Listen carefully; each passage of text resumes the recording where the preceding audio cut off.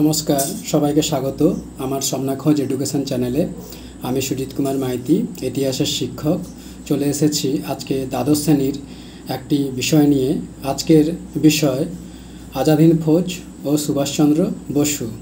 ভিডিওটি ভালো লাগলে লাইক, কমেন্ট, শেয়ার অবশ্যই করে রাখবেন। আর পাশের নোটিফিকেশান বোতামটি সক্রিয় করে পাশে থাকবেন, যাতে এই রকম নতুন নতুন ক্লাস ভিডিও সবার আগে আপনার কাছে পৌঁছে যেতে পারে। শুরু করছি দ্বাদশ শ্রেণীর বিষয় আজাদ হিন্দ ফৌজ ও সুভাষচন্দ্র বসু। কি বলা হচ্ছে? নেতাজি সুভাষচন্দ্র বসু ও আজাদ হিন্দ ফৌজের গভীর দেশপ্রেম, অদম্য মনোবল, আত্মত্যাগ এবং প্রবল শক্তিশালী প্রতিপক্ষের বিরুদ্ধে ব্যর্থ সংগ্রামের কাহিনী ইতিহাসের পাতায় চিরকাল সোনার অক্ষরে লেখা থাকবে। ভারতের স্বাধীনতা সংগ্রামের ইতিহাসে বীর বিপ্লবী সুভাষচন্দ্র বসু যে অসামান্য অবদান রেখে গিয়েছিলেন তার তুলনা বিশ্ব ইতিহাসে খুবই বিরল। এরপর বলা হচ্ছে কলকাতা থেকে পলায়ন অর্থাৎ ত্রিপুরী অধিবেশন। কি বলা হচ্ছে? জাতীয় কংগ্রেসের সভাপতি নির্বাচন নিয়ে গান্ধীজির সাথে সুভাষের মনোমালিন্য হয়। 1939 খ্রিস্টাব্দে ত্রিপুরী অধিবেশনে গান্ধীজির মনোনীত প্রার্থী পট্টভি সীতারামাইয়াকে 203 ভোটে হারিয়ে কংগ্রেসের সভাপতি নির্বাচিত হন। পরবর্তীকালে 1939 খ্রিস্টাব্দে 3রা মে ফরওয়ার্ড ব্লক নামে একটি নতুন দল গঠন করেন। এরপর বলা হচ্ছে গ্রেপ্তার বা গৃহবন্দী।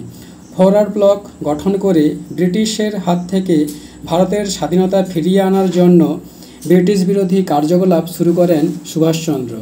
এর ফলে ব্রিটিশ সরকার সুভাষকে গৃহবন্দী করে রাখেন। এরপর বলা হচ্ছে গৃহত্যাগ। ভাইপো শিশির কুমার বসুর সহযোগিতায় মোহাম্মদ জিয়াউদ্দিনের ছদ্মবেশে WB-24 গাড়িতে চেপে তিনি কলকাতার এলগিন রোড হয়ে রাশিয়া পৌঁছান। এরপর বলা হচ্ছে রাশিয়ায় আগমন। ভারতের স্বাধীনতার জন্য সুভাষ রাশিয়ার কাছে প্রার্থনা করলে রাশিয়ার মিত্র ব্রিটিশ হওয়ায় সাহায্যের হাত রাশিয়া প্রত্যাখ্যান করেছিল। এরপর বলা হচ্ছে জার্মানিতে সুভাষচন্দ্র। রাশিয়ার কাছ থেকে প্রত্যাখ্যান হয়ে 1941 খ্রিস্টাব্দে 28শে মার্চ সুভাষ জার্মানিতে পৌঁছান। এবার বলা হচ্ছে হিটলার ও মুসোলিনির সাহায্য প্রত্যাখ্যান। বিশ্বযুদ্ধ চলাকালীন ভারত ইংল্যান্ডকে সাহায্য করেছিল। এর ফলে জার্মানি ও ইটালির অনেক ক্ষতি হয়। এর ফলে হিটলার ও মুসোলিনি সুভাষকে প্রত্যাখ্যান করেছিলেন। এবার বলা হচ্ছে বেতার কেন্দ্র স্থাপন। ভারতকে না সাহায্য করলেও ইংল্যান্ডকে পর্যদুস্ত করার জন্য জার্মান সরকার সুভাষকে পূর্ণ সহযোগিতার হাত বাড়িয়ে দেয়। 1942 খ্রিস্টাব্দে জানুয়ারি মাসে সুভাষচন্দ্র জার্মানিতে আজাদ হিন্দ হিন্দুস্তান নামে একটি বেতার কেন্দ্র স্থাপন করেন। এখান থেকে সুভাষচন্দ্র ভারতবাসীকে বলেছিলেন যে তোমরা আমাকে রক্ত দাও, আমি তোমাদের স্বাধীনতা দেব। এবার বলা হচ্ছে জাপানে আগমন। ব্রিটিশ সরকারের হাত থেকে রক্ষা পাওয়ার জন্য সুভাষ জার্মানি থেকে ডুবোজাহাজে করে জাপানে পৌঁছান। জাপান সরকার তোজো তাকে পূর্ণ সহযোগিতার প্রতিশ্রুতি দান করেন। সুভাষের দেশভক্তি দেখে তিনি আন্দামান ও নিকোবর দ্বীপপুঞ্জ দুটি তাকে উপহার দিয়েছিলেন। পরবর্তীকালে সুভাষ এই দ্বীপের নাম পরিবর্তন করে রাখেন শহীদ দ্বীপ ও স্বরাজ দ্বীপ। এরপরে বলা হচ্ছে আজাদ হিন্দ ফৌজ গঠন। জাপানে বসবাসকারী ভারতীয় প্রবাসী রাসবিহারী বসু জাপানে ভারতীয় যুদ্ধবন্দীদের নিয়ে সিঙ্গাপুরে 1942 খ্রিস্টাব্দে 1 সেপ্টেম্বর আজাদ হিন্দ ফৌজ গঠন করে। পরবর্তীকালে এই দলের নেতৃত্বে সুভাষের হাতে তুলে দেওয়া হয়। এখানেই তাকে নেতাজি বলে আখ্যায়িত করা হয়। এবার বলা হচ্ছে আজাদ হিন্দ ফৌজের পুনর্গঠন। নেতাজি আজাদ হিন্দ ফৌজের নেতৃত্ব গ্রহণ করার পর আজাদ হিন্দ ফৌজের পুনর্গঠন করেন। তিনি এই দলকে শক্তিশালী করার জন্য 5টি বিভাগে ভাগ করেছিলেন: গান্ধী ব্রিগেড, আজাদ সেনাদল, নেহেরু ব্রিগেড, ঝাঁসি রানী ব্রিগেড ও বাল সেনাদল। এবার বলা হচ্ছে ঝাঁসি রানী বাহিনীর নেতৃত্ব দান করেছিলেন শ্রীমতী লক্ষ্মী স্বামীনাথনকে। এরপরে বলা হচ্ছে ভারতে আগমন।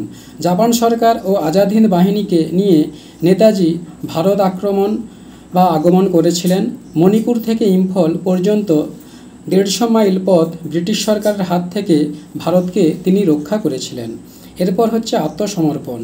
জাপান সরকারকে পিছু হটানোর জন্য আমেরিকা 6 আগস্ট ও 9 আগস্ট 1945 খ্রিস্টাব্দে জাপানের হিরোশিমা ও নাগাসাকি শহরে পরমাণু বিস্ফোরণ ঘটায়।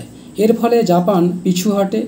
বিষাক্ত সাপ ও পোকামাকড়ের কামড়, প্রচণ্ড শীত, বর্ষা, খাদ্যাভাব, ম্যালেরিয়া প্রভৃতি কারণে আজাদ হিন্দ বাহিনী ও নেতাজি ব্রিটিশ সরকারের হাতে আত্মসমর্পণ করেন। এবার বলা হচ্ছে গুরুত্ব। আজাদ হিন্দ বাহিনী আত্মসমর্পণ করলেও তাদের গুরুত্ব ছিল ভারতের স্বাধীনতা যুদ্ধে খুবই উল্লেখযোগ্য। কারণ আজাদ হিন্দ ফৌজ ও নেতাজির অবদানে ভারতের আংশিক স্বাধীনতা লাভ, ব্রিটিশ রাজের মৃত্যুঘণ্টা বেজে যাওয়া, ভারতে জাতীয়তাবাদ ও প্রেরণার সঞ্চার ঘটেছিল। এরপর বলা হচ্ছে মূল্যায়ন। দেশভক্তি, মাতৃভক্তি, দেশের জন্য আত্মবলিদানের জন্য দেশবাসীর কাছে সুভাষচন্দ্র আজীবন অমর হয়ে আছেন। সুভাষচন্দ্রের প্রতি শ্রদ্ধা জানিয়ে গান্ধীজি বলেছেন, আজাদ হিন্দ ফৌজ আমাদের সম্মোহিত করেছে, নেতাজির নাম আমাদের জাদুমুগ্ধ করে। তার লক্ষ্য ছিল উচ্চ, কিন্তু তিনি ব্যর্থ হয়েছেন। কে ব্যর্থ হয়নি? বন্ধুরা, এখানেই ভিডিওটি শেষ হলো। পরবর্তীকালে আবার একটি নতুন ক্লাস ভিডিও নিয়ে উপস্থিত হব। ভালো থাকবেন। নমস্কার।